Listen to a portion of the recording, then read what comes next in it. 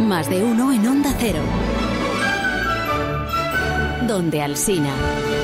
Son las 7 en punto de la mañana, 6 de la mañana en Canarias. Felicidades a las Eufemias, a los Cornelios, a los Ciprianos y a las Luzmilas en el día de su santo. Felicidades también a Raúl García, cumple 49 años en Torrelavega, y a Carla y Paula Viñuela, que cumplen 16 en Aranjuez.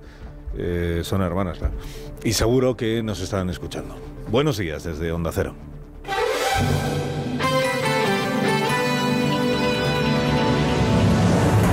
Dirección de sonido, Fran Montes. Coordinación, Rubén Bartolomé. Producción, Mamen Rodríguez de Sastre y Jessica de Jesús.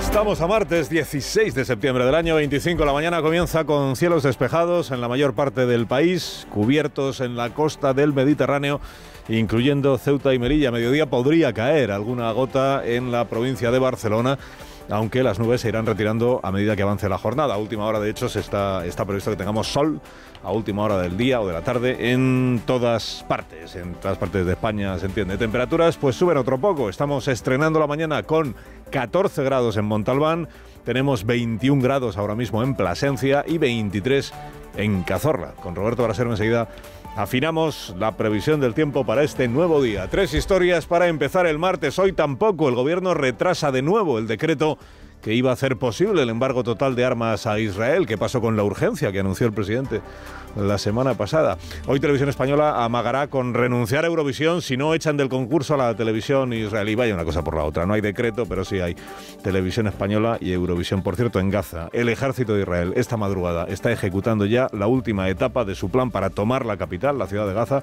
después de haber expulsado a la tercera parte de sus habitantes. El Consejo de Ministros con actualización del alza de las previsiones económicas y con el Gobierno que está presumiendo como si fuera una proeza de ultimar el proyecto de presupuestos del año próximo. Estamos a 16 de septiembre, quedan 14 días para que venza el plazo constitucional y ni siquiera ha presentado María Jesús Montero el techo de gasto. Pero bueno, vuelve el run run, por cierto, de adelanto electoral después del mitin del presidente ayer al público cautivo que son sus diputados y senadores. Y las cosas de Cerdán y Asociados, la Oficina Anticorrupción en Navarra, concluye que la adjudicación de los túneles de Velate fue irregular, que se benefició a Servinávar, la empresa de Cerdán y su colega Anchón. El gobierno de Chivite le quita relevancia y dice que son cuestiones administrativas y que la oficina está haciendo juicios de valor. La exmujer de Ábalos sostiene que Iván Redondo advirtió al ministro de que sus correrías sexuales, la relación con prostitutas, que había llegado a oídos del presidente. ¡Ay, José Luis! Que Pedro lo sabe.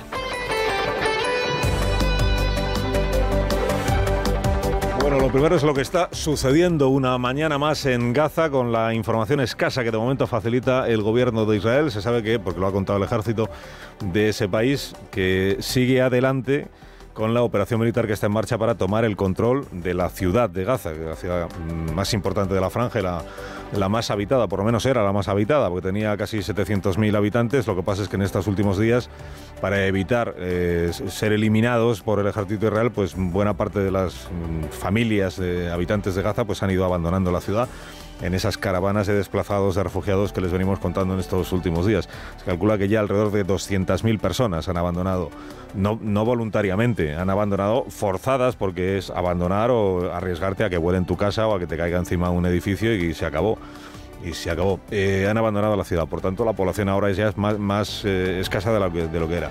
Y sigue adelante la operación militar, y la operación militar en esta madrugada parece que se ha intensificado. Siempre es difícil saber con la poca información que facilita el gobierno de Israel qué significa exactamente intensificar, pero si sirve de pista, ha dicho el ministro de Defensa, Gaza está en llamas. Han publicado un con orgullo, Gaza está en llamas, estamos atacando, ha dicho, la infraestructura terrorista, se entiende, de Hamas, con mano de hierro. Insiste mucho el ministro de Defensa cada vez que habla en que no van a parar hasta completar la misión.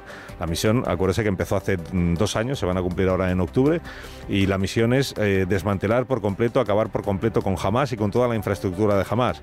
2 años después, ni ha conseguido Netanyahu acabar con Hamas, ni consta que haya conseguido acabar con toda la infraestructura, y no será porque no ha volado edificios y no ha reventado túneles. Bueno, el asunto sigue siendo este, y en lo que se refiere a España, pues el debate político sigue girando a falta de novedades sobre otras cuestiones, sigue girando en torno a esta cuestión, lo que pasó el domingo en Madrid con la Vuelta Ciclista a España, al presidente Sánchez ayer insistiendo o apretando él también a Israel, y ahora a las organizaciones internacionales de carácter deportivo que organizan competiciones. Porque entiende el presidente que ahora toca exigir, porque cada día va decidiendo él cosas. Y lo que él decide, pues luego lo hacen suyo todos los que le siguen, los ministros, los diputados, los senadores. Y ahora toca decir genocidio, pues todos ahora hay que decir genocidio. Que ahora toca exigir que se expulse a Israel de las competiciones deportivas, pues todos hoy dicen hay que expulsar a Israel de las competiciones deportivas. Porque dice el presidente que lo que no se entiende es por qué a Rusia se la expulsó inmediatamente y a Israel no. Hasta que no cese la barbarie, ni Rusia ni Israel deben estar en ninguna competición internacional más. Decía el presidente, ¿por qué? Si a Rusia se la expulsó inmediatamente, a Israel no. ¿Y por qué ha tardado él 2 años en exigir que se expulse a Israel de las competiciones deportivas? Pues son preguntas que están ahí, preguntas que permanecen. El debate político sobre lo que ocurrió el domingo, pues básicamente consiste en que el gobierno quita absoluta relevancia a los incidentes y al hecho de que finalmente la Vuelta no pudiera terminar. Ya lo dijo Óscar López el domingo, lo siento por la Vuelta, pero más lo siento por los palestinos que son masacrados. Ya dijo el delegado del gobierno en Madrid que todo lo que había ocurrido es que no había podido terminar una Vuelta ciclista. Ayer dijo Óscar Puente, si total la última etapa suele ser la más aburrida, tampoco hay que rasgarse las vestiduras. En fin, son argumentos de verdadero peso y calado respecto de la suspensión de una competición deportiva por razones de desorden público, que eso es lo que pasó el domingo, no porque hubiera una manifestación, que naturalmente que la hubo y faltaría más que no pudiera haberse celebrado, y se celebró con toda tranquilidad, una manifestación con 100.000 personas según la delegación de gobierno, que digamos que muy neutral ya tampoco es nunca a la hora de dar estimaciones. Pero no es por eso por lo que se suspendió la carrera, ni porque hubiera un clamor del pueblo de Madrid en contra del genocidio. No se suspendió por eso, se suspendió porque no estaba garantizada la integridad de los corredores. Y esa era la obligación de la delegación de gobierno, y que es delegación del gobierno central. Hoy algunas informaciones en prensa pues hablan de cómo mandos policiales están contando, sin dar nombres, etcétera, están contando que es que en realidad sus superiores, es decir, el Ministerio del Interior, la delegación del gobierno, no tenía verdadero interés en que la etapa pudiera concluir. Y por tanto, digamos que desde el propio gobierno se habría saboteado el dispositivo policial. Además de eso, tenemos a la Unión Ciclista Internacional, que ayer emitió un comunicado en el que critica a Pedro Sánchez y al resto del gobierno, critica al presidente porque dice que al apoyar a quienes trataban de boicotear la Vuelta Ciclista a España desde que esta empezó, al apoyar a quienes boicotean, lo que está es violando el presidente los principios olímpicos, los valores de la Carta Olímpica. Pero añadía la UCI en este comunicado de ayer que ahora se generan dudas sobre si España está capacitada para acoger, albergar, organizar eventos deportivos de características internacionales, digamos.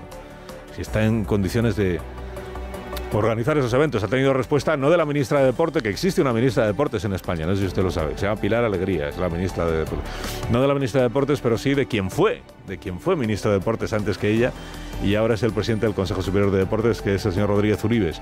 Una respuesta en la que cuestiona todos los argumentos de la Unión Ciclista Internacional. Y hay también un comunicado de la organización de la Vuelta Ciclista a España, que ayer ofreció ya una rueda de prensa en la que lamentaba también lo que había ocurrido y el boicot que se había generado. Estuvo Javier Guillén, el director de la Vuelta, anoche en Radio Estadio, criticando a los responsables políticos, como ya había hecho por la mañana, a quienes han llamado al boicot de esta prueba. Cuando llamas a boicotear la carrera y se boicotea, pues obviamente eso causa un daño a todos los que tenemos que hacer la carrera. Claro, y ahora, como hay otras competiciones deportivas en las que participan equipos que son israelíes, por ejemplo, lo comentábamos ya ayer en la tertulia, la Euroliga de baloncesto, pues está por ver si también el gobierno va a pedir inmediatamente la expulsión de estos equipos de la competición. Y está por ver, que seguramente sí, ¿verdad? Si hoy con el Consejo de Televisión Española, en perfecta sincronía siempre el presidente de Televisión Española con el gobierno que lo escogió. No, lo eligió el Parlamento, lo eligió el Consejo de Administración. A ver, lo escogió a José Pablo, lo escogió el gobierno. Y por eso está donde está. En perfecta sincronía, hoy ya propone que Televisión Española le diga a la UER, a la Unión de Radiodifusión Europea, que o se expulsa a la televisión israelí del concurso de Eurovisión o la televisión española no participa. También se puede salir de la UER si quiere, de televisión española. No participa, no emite el concurso si participa Israel. Va a pedir que Eurovisión cambie de patrocinador, por ejemplo, que es una empresa cosmética que fabrica sus productos en Israel. ¿Hasta dónde llegará la posición de la televisión pública española, que ahora da este paso, que no quiso dar, por cierto, a primeros de este año? Sánchez dice y todos los demás van detrás con lo que en cada momento dice. Bueno, hay run hoy, los periódicos lo recogen de nuevo, sobre todo algunos. Vuelve a haber este run de si el presidente no tendrá en la cabeza adelantar las elecciones generales. ¿Por qué?